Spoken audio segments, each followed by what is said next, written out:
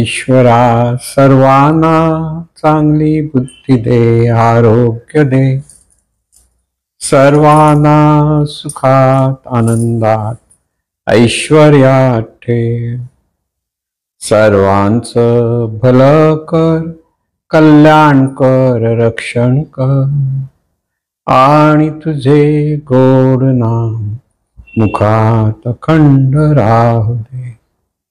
सद्गुरुनाथ महाराज की जय। सद्गुरु पै माऊली मातोश्रीमाई यांना कृतज्ञपूर्वक वंदन।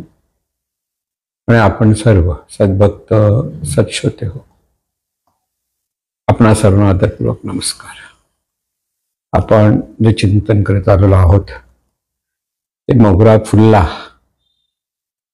यातील पहिलंच प्रकरण म्हणजे स्मरण। स्मरणाच्या अंगाने आपण त्या स्मरणाचे जे अनेक कंगोरे आहेत, अनेक पाकळ्या आहेत, एक जशा फुलाच्या पाकळ्या तशा अनेक निराळ्या व्ह्यूजने हे स्मरण आपण कसं आहे आपल्या जीवनात त्याचं आपण चिंतन करत आलेलो आहोत। म्हणून स्मरण तसं जीवन हा जो सिद्धांत सद्गुरू महाराजांनी मांडलेला आहे त्यामुळे स्मरण फार जीवनात महत्वाचं आहे। स्मरणातून माणसं जीवन जगत असतात,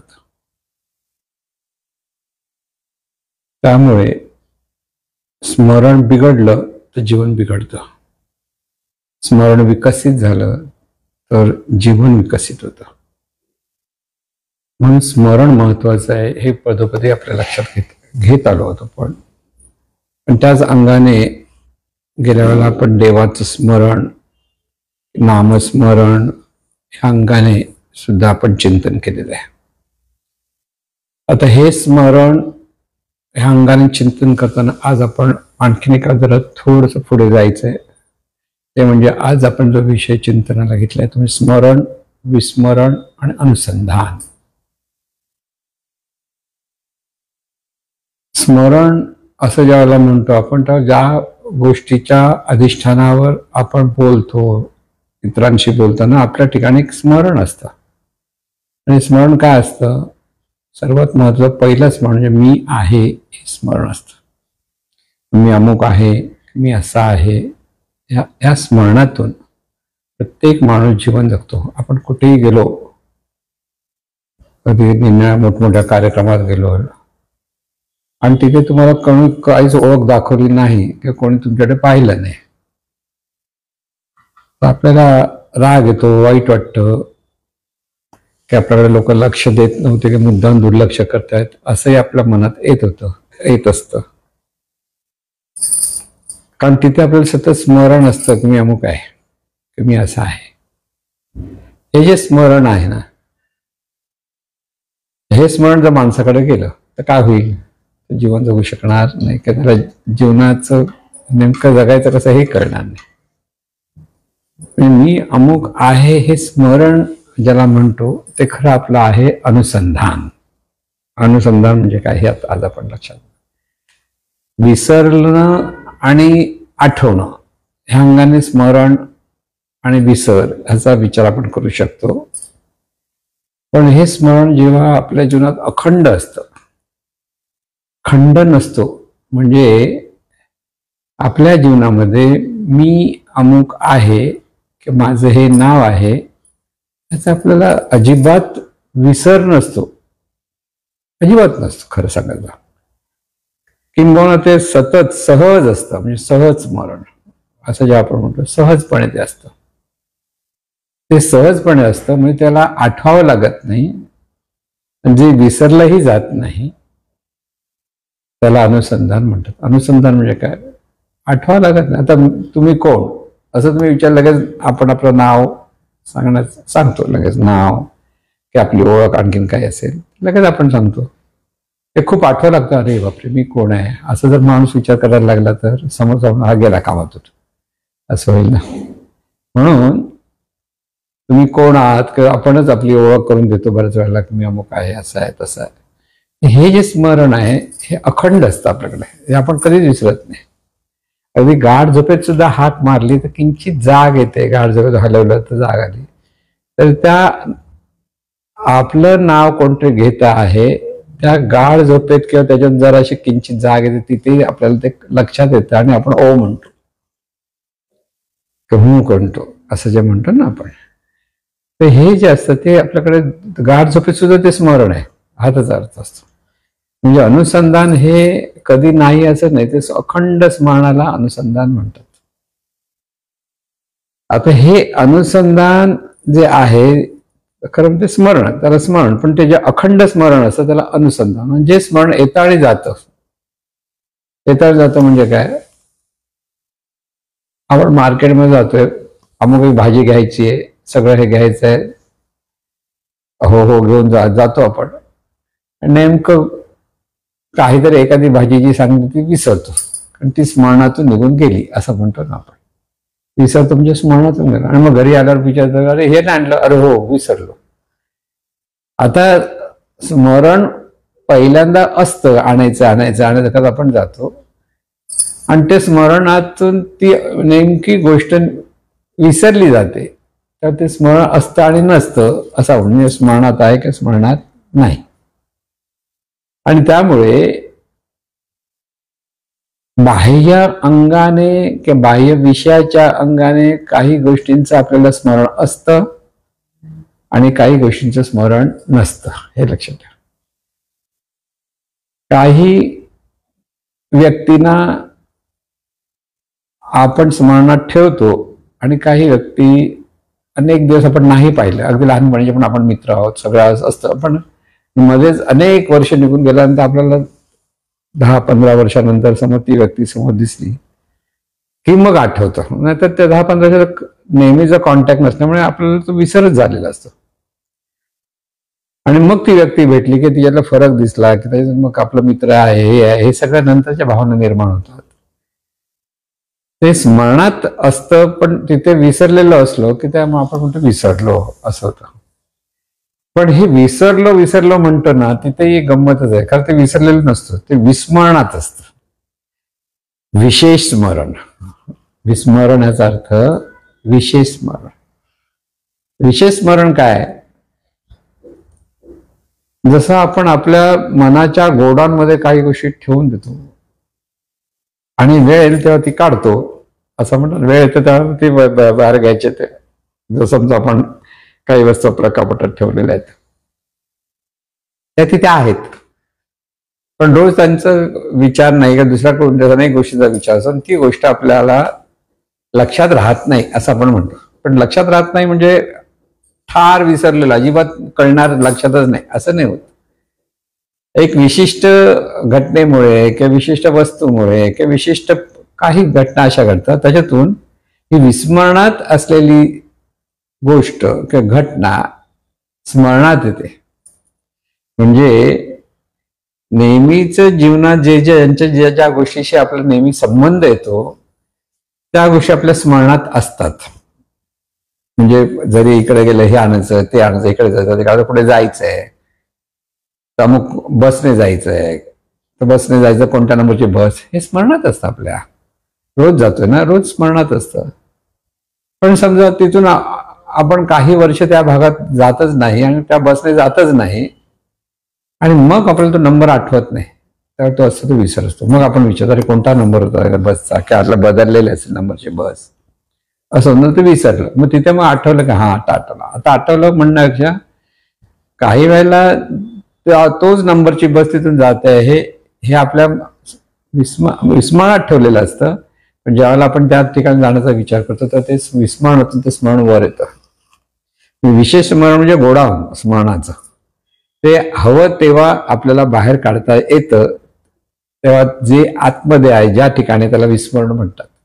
स्मरण म्हणजे सतत संबंधातून आपण आपल्या जीवनाच्या ठिकाणी ज्या ज्या गोष्टी स्मरणात घेतो, म्हणजे त्या अंगाने जीवन जगत असतो, ते असतं आपलं स्मरण. आणि जी गोष्ट स्मरण न करताही विसरली जात नाही किंवा आठवायला हवं असंही नसतं, ते सहजपणे ते स्मरण असतं, त्याला म्हणतात अनुसंधान. तीन गोष्टी एक लक्षात ठेवायच्या. अनुसंधान हे प्रत्येक माणसाकडे असतं. अनुसंधान म्हणजे खरं म्हणजे हे अंतर्मनात मुरलेलं स्मरण.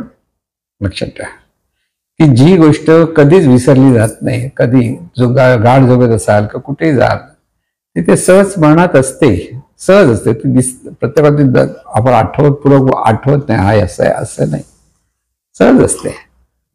त्यामुळे जी सहज स्मरणात असते ते अनुसंधानातून माणसं जीवन जगतात. स्मरणातून जीवन जगतात याचा खरा अर्थ ते अनुसंधानातून जीवन जगत असतात. आता रोज ऑफिसला जाणारा माणूस असतो, त्याला ऑफिस कुठे आहे ते आठवत नाही. तो सगळ्यात मला जायचं आता कुठे जायचं आहे, ऑफिसला जाणं कसं जायचं आहे, मग त्याच्या डोक्याचा प्रॉब्लेम आहे, मेंदूचा कधी प्रॉब्लेम आहे असं म्हटलं जातं ना. तर रोज ऑफिसला जायचं म्हटलं की त्याच्याकडे नेहमीची गाडी चालणं किंवा एखादी वाहन घ्यायचं असतं वाहन घेणं हे सगळं त्याच्या रेग्युलर त्या स्टेपमध्ये चालत असतं आणि त्याप्रमाणे तो जातच असतो. आणि बरोबर त्यावेळेला ऑफिसमध्ये जायचं आहे त्यावेळेला तो धावत पळत ती वेळ बरोबर साधण्याचा प्रयत्न करतो. हे सगळं इतकं सहजपणे होत असतं की त्याला लक्षात येत नाही की ह्या सर्व गोष्टींचं आपल्याकडे सहज स्मरण आहे. आणि म्हणून हे सहज स्मरण कोणतं आहे त्याच्यावर जीवनाचा विकास किंवा जीवनामध्ये अधोगती दोन्ही गोष्टी होऊ शकतात. आपलं जीवन आपण जे जगतो आहोत ह्या जीवन जगण्यामधला मध्ये जे दिव्यत्व आहे त्या दिव्यत्वाचं आपल्याला अनुसंधान नाही किंवा स्मरण नाही. दोन्ही गोष्टी तिथे आहे तो विसर आहे व विशेष स्मरण आहे का तेही नाही. मग जेव्हा साधक अभ्यास करतात देवाचं स्मरण करा असं ज्यावेळेला सद्गुरू शिष्याला सांगतात की तू सतत असं देवाचं स्मरण कर, देव असं आहे देवाचं स्मरण कर. तर साधक काय करतो, शिष्य काय करतो, ते जे सांगितलेलं आहे का ग्रंथात सांगितलं आहे त्याचं पुन्हा पुन्हा वाचन करून ते समजून घेण्याचा प्रयत्न करतो. की अमुक असं की परमेश्वर कसा आहे तर परमेश्वर अनंत स्वरूप आहे, अदृश्य आहे, अव्यक्त आहे, अजर आहे, असीम आहे, हे सगळं वर्णन तो वाचतो. प्रत्यक्ष परमेश्वर दिसत नाहीये आणि परमेश्वर प्रत्यक्ष पाहता येत नाही. मग अशा वेळेला त्याला स्मरणात ठेवता येत नाही. लक्षात घ्या जे डोळ्यासमोर सतत दिसतं त्याचं स्मरण लवकर करता येतं. हे सतत आपण कानाने ऐकतो तर त्या काही विचार काही गाणी सतत स्मरणात राहू शकतात, म्हणजे येतात स्मरणात येतात विसरतात. पण जे डोळ्यासमोर येत नाही किंवा सतत ऐकलं जात नाही ते आपल्या हळूहळू विस्मरणात जायला लागतं. लक्षात घ्या. म्हणून जे जे सतत संबंध आहे त्या गोष्टी स्मरणात असतात किंवा त्या गोष्टीचं स्मरण येतं जातं असं आपलं असतं. पण त्याच्या मागे जे अनुसंधान आहे ते अनुसंधान ही महत्वाची गोष्ट आहे. की आपण आता एखादा पोलीस ऑफिसर आहे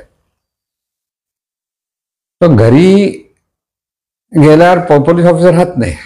जरी त्याचा कडकपणा वगैरे तसा राहिला तरी घरी गेला तो कुटुंब वाचल असेल तर मुलांशी खेळेल, पत्नी पती सगळ्यांची चांगल्या हसून करून राहील. तोच तर ऑफिसमध्ये गेला, पोलीस स्टेशनमध्ये गेला, तो कसा होईल, युनिफॉर्म घातलाय कडक एकदम आणि मग त्याचा ऑफिसर म्हणून त्याचा रुबाब त्याप्रमाणे त्याचं सगळं बघण्याची दृष्टी हे सगळं जे बदलतं ते हे जे बदलतं ते काय तो विसरलेला असतो का घरी आल्यावर नसतं, ते स्मरणात असतं. त्यावर ते विस्मरणात म्हणता येईल थोडा वेळ.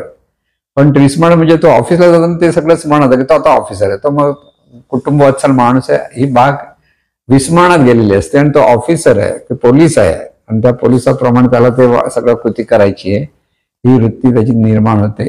आणि तिथे तो सहजपणे पोलीस ऑफिसर म्हणून जर त्याला अगदी 8-10 वर्ष झाली 15 वर्ष झाली मग त्याची जी वागण्याची पद्धत असते ती सहज स्मरण झालेलं असतं. आणि तिथे तो पोलीस ऑफिसर हे त्याचं अनुसंधान असतं. घरी आल्यावर तो अमुक एक नवरा आहे किंवा वडील आहे की भाऊ आहे हे त्याच्याकडे अनुसंधान होतं. बघा कसे अनुसंधान हे सतत असतं, विसरत नाही आपण, इथेही आणि तिथेही.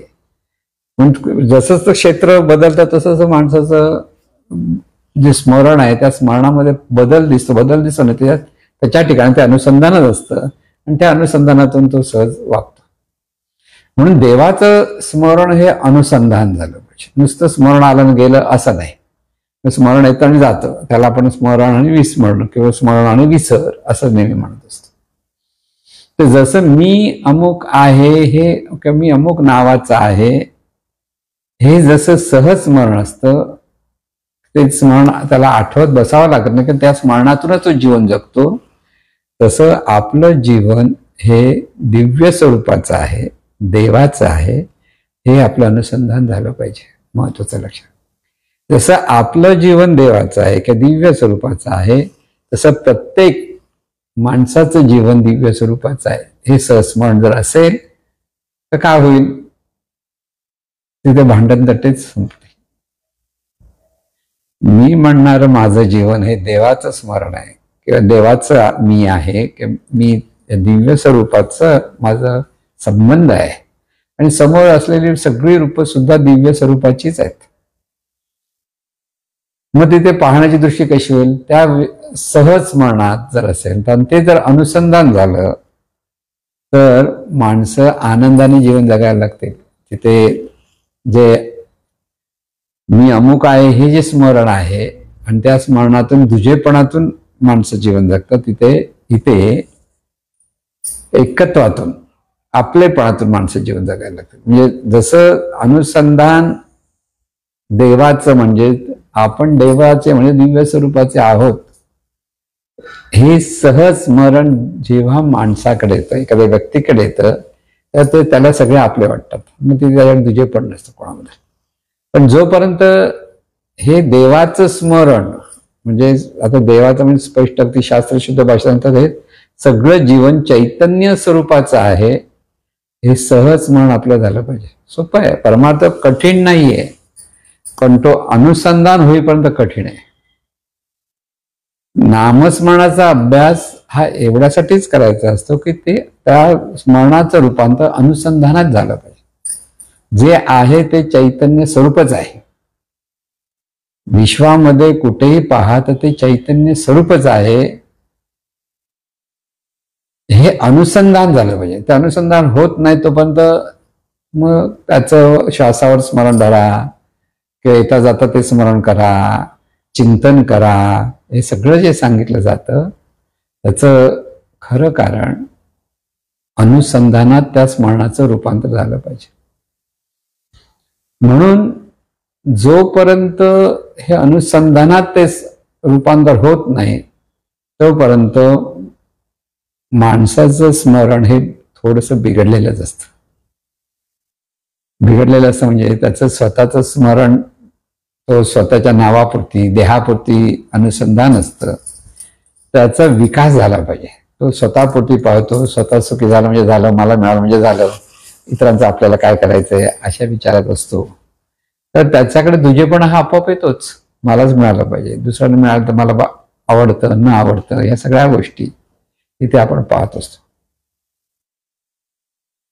आणि म्हणून स्मरण हे व्यापक झालं पाहिजे. संकुचित स्मरण असतं त्या ते माणसं संकुचितपणे वागतात. आणि जेव्हा व्यापक होतं की सर्वच ही चैतन्य स्वरूपाची रूप आहेत आणि त्यामुळे सर्वांचं भलं झालं पाहिजे, की सर्व सुखी झाले पाहिजेत, अशी जी भावना आपल्याकडे कधी येईल? ज्यावेळेला हे चैतन्य स्वरूपाचं जीवन आहे हे अनुसंधान असेल. त्या म्हणजे माझं तुझं की आपल्याला अमुक माणसं आवडतात, अमुक माणसं आवडत नाहीत, हा जो सगळा भाग आहे, हा आपलं स्मरण अजून विकसित नाही झालं, हा त्याचा अर्थ. ही माझी माणसं आणि ही माझी माणसं नाहीत असं जेव्हा माणूस विचार करायला लागतो तर ते दुजेपण हा आपोआप येतच. आणि त्यामुळे जी आपली आहेत त्यांच्यासाठी आपण सगळं चांगलं काय करू, आणि जे आपले नाही त्याच्यासाठी आपण काहीतरी वेडावाकडा करण्याचाही प्रयत्न करतो की तिकडे लक्ष देत नाही. असं सगळं आपल्या स्मरणातून आपण प्रत्येक माणूस जीवन जगत असतो. म्हणून हे अनुसंधान हे आपल्या जीवनाचं महत्वाचा टप्पा आहे की आपलं जीवन जगण्याचं खरं अधिष्ठान आहे. ज्याच्या अनुसंधानात देवत्व आलं, दिव्यत्व आलं, की देवाचं स्मरण आलं, की ते सहज स्मरण की ते आहे ते सगळं चैतन्य स्वरूपाचंच आहे, त्याचा घोकंपट्टी करायची गरज नाही, ती सहज आहे. पण ते सहज होईपर्यंत पुन्हा पुन्हा पुन्हा चिंतन करावं लागतं, पुन्हा पुन्हा निरनिराळे मार्ग जे सांगितलेले आहेत, नामस्मरण, आपण स्वयंस्मरण सांगतो, की चिंतन सांगतो, की चर्चा करा म्हणतो. कारण काय होतं, जी गोष्ट पुन्हा पुन्हा पुन्हा केली जाते तर त्या गोष्टीचं स्मरण अधिक अधिक अधिक होत जातं, आणि हे स्मरण अधिक अधिक होता होता त्या स्मरणाचं रूपांतर अनुसंधानात होतं. म्हणून अनुसंधान आपोआप होतं का नाही, अनुसंधान हे बऱ्याच वेळेला एखादी गोष्ट पुन्हा पुन्हा आपल्याला लादली जाते, सांगितली जाते, ऐकवली जाते किंवा दाखवली जाते, तिथे ते स्मरण अनुसंधानात रूपांतर होतं. म्हणून सतत अनुसंधान, देवाचं अनुसंधान असलं पाहिजे असं जे संत सांगतात. किंवा आपण जेव्हा प्रार्थना आपण म्हणतो की उद्धारा जगदधारा देई सर्व आसावर स्वरूपानुसंधानी चित्त रमो निरंतर. म्हणजे स्वरूपाचं अनुसंधान, माझ्या संधानामध्ये हे चित्त रममाण असावं, हे मागणं आहे, संतांनी मागितलेलं आहे. की का, की तुला काय हवं, तर तुला प्रत्येकाला मागायचं काय हे कळत नाही. बऱ्याच वेळेला भलतंच काहीतरी मागतात, नको ते मागतात. तर हे स्वरूपाचं अनुसंधान मागता आलं पाहिजे. खरं सांगायचं किंवा वर असाच मागितला म्हणजे देवाने तुला विचारलं काय वर देव तुला हवा देवा, असं भक्ता, तर त्या भक्ताने आधीच तयारी करून ठेवली पाहिजे की स्वरूपानुसंधानी चित्त रमो निरंतर. हे महत्वाचं आहे. हे होण्यासाठी परमार्थामध्ये अनेक मार्ग सांगितले जातात. लक्षात घ्या, स्वरूपाचं अनुसंधान म्हणजे स्वरूप कळलं पाहिजे, स्वरूपाचं अनुसंधान म्हणजे त्याचं स्मरण कसं करायचं हा मार्ग कळले पाहिजेत, त्यासाठी तसा सत्संग मिळाला पाहिजे, त्यासाठी तसे सद्गुरू मिळाला पाहिजेत. हे सगळं जेव्हा होतं तेव्हा त्या सत्संगातून, चर्चेतून, पुन्हा पुन्हा ऐकण्यातून हळूहळू आपलं स्मरण हे दिव्यत्वाचं किंवा चैतन्य स्वरूपाचं व्हायला लागतं. आणि ते स्मरण जितकं जितकं परिपक्व होतं त्या हळूहळू त्याचं अनुसंधानात रूपांतर होतं. हे अनुसंधानात रूपांतर होणं म्हणजेच खरं म्हणजे कळी असते त्याचं फूल होतं म्हणतो आपण, किंवा फुलाचं फळ होणं म्हणतो आपण. तसं हे अनुसंधान म्हणजे त्या मानवी जीवनामध्ये विकसित मन तयार होतं. किंवा तिथे ज्या व्यक्तीच्या ठिकाणी हे ज्या स्मरण अनुसंधानात होतं किंवा स्मरणाचं रूपांतर अनुसंधान होतं, त्याचं जीवन तो आनंदाने जीवन जगायला लागतो. आपलं अनुसंधान काय हे ज्याचं त्याने चेक केलं पाहिजे, प्रॅक्टिकल. आता लक्षात घ्या, आता हे सगळं सांगितलं शास्त्र. तर अनुसंधान आहे म्हणजे माझ्याकडे कसलं स्मरण आहे सतत. लक्षात घ्या, हे सतत स्मरण कसलं असतं, तर तिथे माझं, मी आणि माझं आणि मला हवं, मला काय हवं आणि मला काय नको ह्याचं स्मरण असतं माणसं. आणि ते हवं नको कशाच्या अधिष्ठान स्मरण असतं, तर अनुसंधान काय, मी अमुक आहे हे अनुसंधान आपल्याकडे असतं. म्हणून सोपं आहे. मी अमुक आहे म्हणजे नेमकं कोण आहे हा विचार आपल्याकडे आला पाहिजे. तर मी अमुक आहे म्हणजे माझं नाव रामाशिवा गोविंद आहे समजा, तर मी रामाशिवा गोविंद हे अनुसंधान आहे. आता रामाशिवा गोविंद याचा अर्थ काय मला माहित नाही. मला रामा म्हणतात, शिवा म्हणतात का गोविंदा म्हणतात, कळलं ना, हेच अनुसंधान. मग हे जे मी म्हणणार तत्व आहे तेच दिव्य स्वरूप आहे, जे जाणतं, बोलतं, चालतं, हे जे आपल्या ठिकाणी हे सगळं जे चाललेलं आहे ते जे अनुसंधान जर दिव्यत्वाचं असेल, देवाचं असेल, तर ते होणं महत्वाचं. ते नसेल तर त्यासाठी आपल्याला अभ्यास करायचा असतो. सद्गुरूंकडे जाऊन आपलं अनुसंधानच सुधारायचं असतं. आपलं अनुसंधान बिघडलेलं आहे. स्वतःपुरती पाहण्याची वृत्ती जी असते ती देहभावातून निर्माण होते, आणि देहभावातून निर्माण झाल्यामुळे त्या अनुसंधानातून माणसं जीवन जगतात आणि तिथे दुजेपणातून जगतात. ते मग काम, क्रोध, लोभ, मोह, मद, मत्सर विकार निर्माण होतात, स्पर्धा निर्माण होतात, श्रेष्ठ कनिष्ठत्व भाव निर्माण होतो. म्हणजे ह्या सगळ्याचं मूळ काय, देहभाव, म्हणजे मी अमुक आहे हे अनुसंधान. लक्षात घ्या. आणि मग ते अनुसंधान आपल्याला आता परिवर्तन करायला हवं असेल तर हे आपलं जीवन ह्या अनंत स्वरूपाचं आहे, चैतन्य स्वरूपाचं आहे. कारण परमेश्वर हा अनंत स्वरूप आहे. हा अनंत स्वरूप कळायला कठीण आहे, कारण जे दिसतच नाही त्याचं स्मरण कसं करायचं, जे दिसत नाही ते कसं समजून घ्यायचं. तर त्यासाठी ह्या गोष्टी पुन्हा पुन्हा सद्गुरुमुखातून ऐकाव्या लागतात. सद्गुरुमुखातून, म्हणून त्याला शुद्ध श्रवण म्हणतात, की सद्गुरुमुखातून किंवा सद्गुरूंना विचारून पुन्हा पुन्हा समजून घ्यावं लागतं. चैतन्य चैतन्य हा एक शब्द आहे, पण त्या चैतन्य शब्दाच्या मागे त्याचा जो भावार्थ आहे, गुह्यार्थ आहे, तो जेव्हा शिष्याच्या लक्षात यायला लागतो तेव्हा तो मग हळू काही काळानंतर लक्षात घेतो, हा हे चैतन्य स्वरूप म्हणजेच परमेश्वर. आज जीवनात आपण सर्वसाधारण लोकांना हे अनंत चैतन्य स्वरूप हे गावी त्यांच्या नाही, त्यांच्या अजिबात लक्षात नाही. त्यांच्या ठिकाणी परमेश्वर म्हणजे त्यांच्याकडे लहानपणापासून संस्कार असलेली मूर्ती असते किंवा एखादी वस्तू असते किंवा पंचमहातत्व असतात. ह्या अंगाने ही बरीच मंडळी तिथे भक्ती करत असतात, पण त्या भक्तीतून त्यांना आपला व्यापकपणा किंवा मनाचा जो व्यापकता जी आली पाहिजे, चैतन्य भावना जशी येते तशी येत नाही. तिथे त्यांची भक्ती स्वतःच्या फायद्यासाठी असते. मला देवाने हे द्यावं, मला देवाने ते द्यावं, म्हणजे जी श्रद्धेने जिथे ते केलं जातं, मागितलं जातं, मिळालं की आपण खुश होतो, नवसाला देव पावला म्हणतो. जेव्हा काही वेळा नाही मिळत तर आपला देवाचा आपल्यावर कोप झाला असं म्हणत असतो, आणि त्याच्यातून त्याच्या जाणीवेचा जो विकास व्हायला असतो तो विकास होत नाही. खरी भक्ती म्हणजे अनंत स्वरूपाची भक्ती, म्हणजे अनंत स्वरूपच प्रत्येक रूपाने प्रगट आहे, हे जे सहज स्मरण आपल्याकडे यायला लागेल त्यावेळेला आपली पाहण्याची दृष्टीच बदललेली असेल. तिथे सर्वांप्रती आपलेपणाच असतो, तिथे दुजेपणा नसतो. सर्व सुखी व्हावेत ही सहज सदिच्छा असते, की सर्वांनी सुखी जीवन जगावं ही सहज सद्भावना असते. की समोर येणारी प्रत्येक व्यक्ती ही चैतन्य स्वरूपाचंच रूप आहे. की तुझे आवड आणि नावड लावतोस ते आपल्या देहभावातून किंवा आपलं जे अनुसंधान आहे ते चुकीचं अनुसंधान आहे त्याच्यातून, किंवा दूषित अनुसंधान आहे त्याच्यात आपण पाहतो, तेव्हा आपल्याकडे ठिकाणी भेदभाव असतो. मग कोणाही जीवाचा न घडो मत्सर, वर्म सर्वेश्वर पूजनाचे, असं जे तुकाराम महाराज सांगतात, त्याचा अर्थ आपल्याला कोणाचा मत्सरच झाला, कारण मत्सर हा सहज आहे आपल्याकडे. एखाद्या व्यक्तीचा मत्सर येतो आपल्याला, कारण आपलं जे अनुसंधान आहे ते देवाचं नाही आहे म्हणून. म्हणजे दिव्य देवाचं म्हणजे दिव्य स्वरूपाचं अनुसंधान आपल्याला असलं पाहिजे.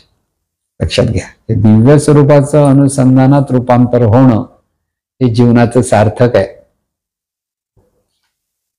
त्याला अनेक मार्गांनी ते अनुसंधान प्राप्त होतं, पण त्यासाठी अभ्यास मात्र ज्याचा त्यानेच करावा लागतो. ज्याची त्यालाच त्याची ते करण्याची इच्छा असावी लागते, आणि त्याप्रमाणे तो त्या जितक्या श्रद्धेने आपलाच उद्धार होण्याच्या दृष्टीने जो प्रयत्न करत असतो त्याचं हे अनुसंधान देवाचं व्हायला लागतं. देवाचं अनुसंधान तेच देवाचं म्हणजे चैतन्य स्वरूपाचं दिव्य स्वरूपाचं अनुसंधान. म्हणजे हे जीवन चैतन्य स्वरूपाचं आहे. प्रत्येक वस्तू पाहिलं की चैतन्य स्वरूप त्या रूपात प्रगट आहे हे कळलं पाहिजे. वस्तू रूप सगळे वेगळे वेगळे आहे ते आहे, नाही असं नाही, दिसायला वेगळे वेगळे आहेत, पण मुळात काय आहे, प्रत्येक रूप हे चैतन्य स्वरूपाचंच आहे. पण तिथे एकत्वाचा भाव आपल्याकडे असतो.